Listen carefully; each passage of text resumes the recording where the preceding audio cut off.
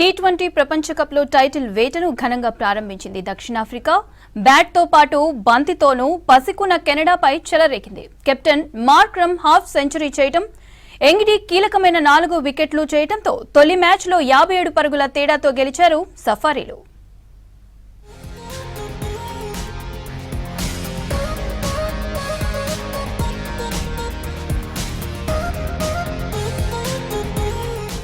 గత T20 world cup లో India చేతిలో ఓడి రన్నరప్ గా నిలిచిన దక్షిణాఫ్రికా ఈసారి టోర్నీని గ్రాండ్ విక్టరీతో స్టార్ట్ చేసింది. టాస్ ఓడి ముందు బ్యాటింగ్ చేసిన సఫారీలో నిర్ణీత 20 ఓవర్లలో 4 వికెట్లు కోల్పోయి 213 రన్స్ చేశారు.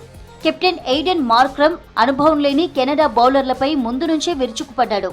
మరో ఓపెనర్ డికాక్ ఆచితూచి ఆడుతుంటే మార్క్రమ్ బౌండరీల వర్షం కురిపించాడు.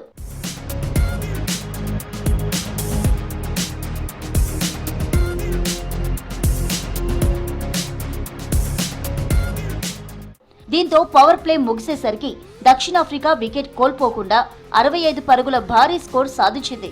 డికాక్ 22 బాల్స్ ఆడి అవుట్ అయినా జోరు కొనసాగించాడు.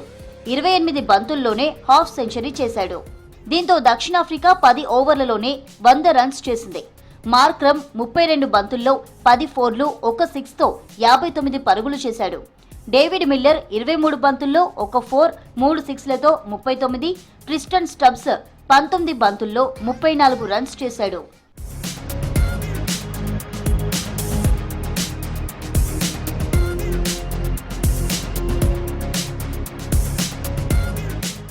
టార్గెట్ చేజ్ చేయడంతో కెనడా ఫెయిల్ అయింది.